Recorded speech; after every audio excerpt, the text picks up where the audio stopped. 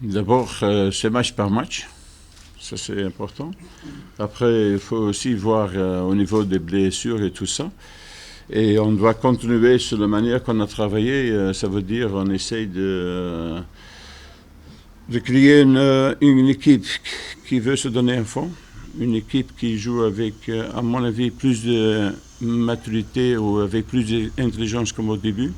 Ça veut dire qu'on peut lire un match un petit peu plus mieux qu'avant que je suis venu, sans donner critique de quelqu'un. C'est juste un travail général que j'essaie de faire. Ça veut dire, je vois quelques joueurs qui sont venus un petit peu plus mûrs. Je ne dis pas que nous sommes arrivés, mais dans le championnat Algérie, tu le sais, chaque match, c'est difficile. C'est difficile et c'est tout le mental qui c'est important. Raleigh-Zen, c'est une équipe qui joue bien au ballon. Ils sont dans une situation où ils jouent pour leur survie. Ils sont en quête de points. Ils ont démarré le championnat à -6, pratiquement à -9 avec le match qu'ils avaient perdu contre le NAD de Hussein. C'est une équipe qui a beaucoup de qualité et qui va vous donner du fil à retordre avec ces différents compartiments de joueurs qui savent tout simplement jouer et qui vont vous pousser peut-être dans vos derniers retranchements. Oui, je le sais, je suis au courant que c'est une très bonne équipe, qu'ils ont des très bons éléments. En plus, tu joues en déplacement, c'est jamais facile. Comme on dit, ils jouent aussi sous pression parce qu'ils ont besoin des points aussi. Et nous, on a fait une qualification, alors le moral, ça doit être là aussi, la confiance, ça doit être là aussi. Maintenant, c'est comme je dis, on doit gérer le match là-bas. Ça veut dire qu'on doit faire beaucoup attention parce qu'ils jouent avec une transmission très rapide et ils ont des joueurs qui peuvent faire la différence aussi. Alors, on doit être bien attentif et on respecte beaucoup les qualités de l'adversaire. Coach, bonjour. Bon, toujours sur la suite de ce que vient de dire Attal. Toujours est-il que vous allez vous présenter quand même à Raleigh-Zen samedi prochain avec un effectif, est-ce qu'on peut dire, avec des blessés, il y aura peut-être des... Parce qu'il y a toujours ce problème récurrent, vous l'avez remarqué. Vous avez toujours eu des joueurs qui manquent à l'appel pour différentes raisons, notamment pour les blessés. Est-ce que cette fois-ci, vous avez quand même pouvoir aligner un 11 capable de... Pour te dire, des blessés, les derniers matchs qu'on a joués, plusieurs matchs, on n'a jamais eu une équipe bien équilibrée à cause des blessures sur certaines positions. Alors ça reste toujours la même chose. On est parti à Ouagadougou pour jouer en ce moment, c'est Dafalou qui était blessé. Alors ça donne beaucoup de limites au niveau des changements, au niveau des choix. Maintenant, on doit vivre comme ça. C'est depuis que je suis venu, on a beaucoup de blessures. Alors on doit gérer. Mais c'est vrai, pour te dire honnête, il y a aussi des joueurs qui ne sont pas joués aucune minute après leurs blessures, qui ont fait des entraînements, mais un entraînement ou jouer un match, c'est une grande différence. Maintenant, est-ce que tu dois donner la chance pour jouer un match important comme ça, avec beaucoup d'intense et tout ça? Ça aussi, c'est un choix, mais il faut aussi observer pendant les entraînements comment on gère les joueurs et tout ça. Il y a beaucoup de choses qui compliquent les choses, mais quand même, je dois avoir confiance parce que jusqu'à présent, je suis très content de l'équipe parce qu'ils ont toujours montré qu'ils sont solidaires et qu'ils veulent jouer. Zemamouche, par exemple, est-ce qu'il est partant? Il y a eu une blessure, c'est toujours... Ouais. En plus, Andrea, on sait qu'il est avec son équipe, avec le Madagascar. Bon, il y aura cette absence d'Andrea. Bon, en attaque, déjà, bon, il y aura peut-être... Mais en défense, quand même, on parle de Zema qui est blessé. Est-ce que...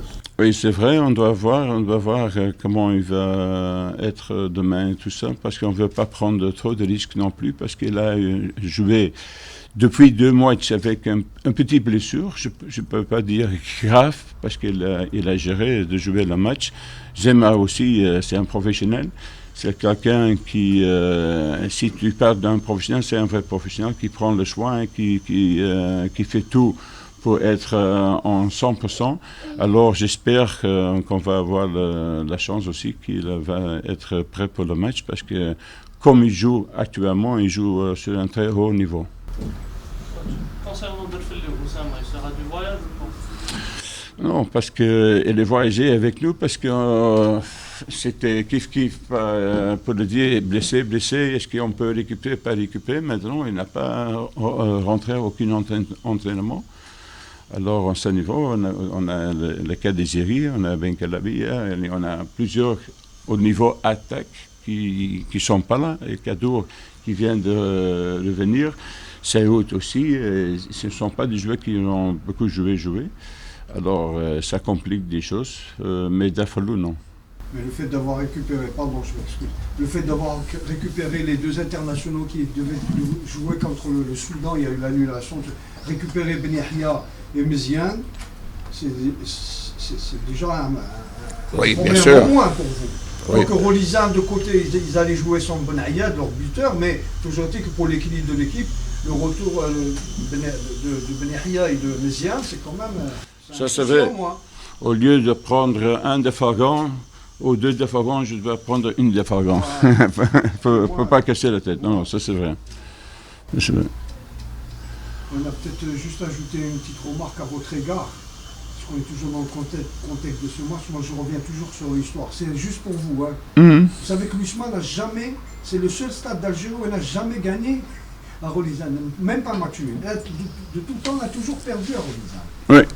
Ça, je vous le dis, c'est pour votre information. Ouais. Sur le plan psychologique, je ne sais pas comment les gars ils vont réagir là-bas. Comme a dit tout à l'heure, c'est une belle équipe qui joue très bien, je vous apprendrai. Sinon, il y aura ce côté que vous appréhendez tout le temps, c'est les blessures et les joueurs qui ne sont pas en forme. Oui, bien sûr. C'est pas évident. Mais on le sait, on a fait la remarque qu'on a perdu le dernier match 3-0 là-bas. Alors je pense aussi que si tu es un joueur, un professionnel et tu as perdu 3-0, que tu veux prendre quand même une revanche humaine. Alors ça veut dire aussi il va être motivé parce que si moi je perds demain un match 3-0, je ne me sens pas bien. Si j'ai l'occasion pour prendre la revanche, je vais essayer de le faire. Alors on doit jouer avec le même esprit, mais on le sait et on respecte l'ATC, c'est une très bonne équipe, une très belle équipe, surtout à domicile. Les statistiques sont là, 7 matchs gagnés, 2 nuls, 2 défaites. C'est pas mauvais. Attention, je coach en matière de revanche, c'est eux qui veulent la prendre, parce que moi j'ai des échos de là-bas, le 6-0 de l'aller, quand ils avaient joué avec l'équipe Espoir, ils sont là. Ouais. Ils ont pris, parce qu'il y a le match aller 6-0, ils l'ont pas encore avalé là-bas. J'ai les informations. Ouais. Quand on voit peut-être depuis le début de la phase de tour, on voit l'USMA, elle joue très bien, mais on a toujours ce manque d'efficacité devant le but. Est-ce que vous avez travaillé, est-ce que vous avez programmé des séances de travail spécifique pour les attaquants ou quelque chose comme ça? Je t'invite, et les portes sont ouvertes, vous suivez tous les entraînements, je n'ai pas de secret. Naturellement, on travaille sur ça. Mais j'avais dit ça avant. Un attaquant, c'est bizarre dans la vie. Il y en a des moments qui marquent des buts avec des yeux fermés, il y a des moments qui n'arrivent pas. Même un Souarez, même n'importe qui de haut niveau, il y a une période. Tu peux travailler sur ça, mais tu ne peux pas exiger les choses non plus parce que tu dois toujours travailler sur la confiance. Mais aussi, on est limité avec les blessures et tout qu'on a. Alors, il faut donner la confiance aux joueurs. Et on essaye de travailler, même hier, on a fait des exercices au niveau de la finition et tout ça. On n'oblige pas, on travaille sur ça, bien sûr. Mais c'est souvent ici, la tête, c'est la confiance. C'est difficile à gérer. C'est difficile. Dans les ailes, on va voir Guesson. Peut-être un supplice. Peut-être Chafaï. C'est le meilleur buteur avec Chico. Peut-être. On va voir. En parlant de Guessan, une dernière question. Parce qu'il ne faut pas trop parler de ces joueurs. C'est vrai qu'ils ont, comme un cas de Guessan, ça reste un problème quand même, parce qu'on a vu lors du match aller contre l'équipe de Kadiogo, on a quand même vu ce joueur, on ne comprend pas. Même vous, peut-être, vous allez vous dire, moi, il y a un problème de finition, ce joueur dans sa tête, parce que chaque fois, ça reste un dilemme difficile. C'est un problème de confiance. Pourtant, je suis bien l'USMA, mais... Voilà. Non, mais je vais te donner un exemple. Quand moi je suis venu, Mon premier match, c'était un derby contre le Net, 5 juillet. Alors, en ce moment, il a marqué 2 buts. En ce moment, il a dit, c'est à cause de la confiance de l'entraîneur que j'ai marqué. C'est pour te dire, c'est vraiment délicat. Un attaquant, vraiment, c'est délicat. C'est souvent la tête, c'est la confiance, mais pour travailler sur ça, même je peux me mettre un psychologue à côté de moi, c'est encore difficile. Je prends le cas de Beckham. C'est un des meilleurs au niveau de son pilote au milieu du terrain. C'est lui qui tire les tirs de but. Il n'y a pas aucun autre. Il a raté une fois. Il a raté 2 fois. Il a refusé de donner un penalty. C'est Ferguson qui est intervenir. Ils sont appelés. Un psychologue pour parler avec lui, pour convaincre qu'il doit tirer le penalty. C'est pour te dire, c'est la tête. C'est bon. Merci.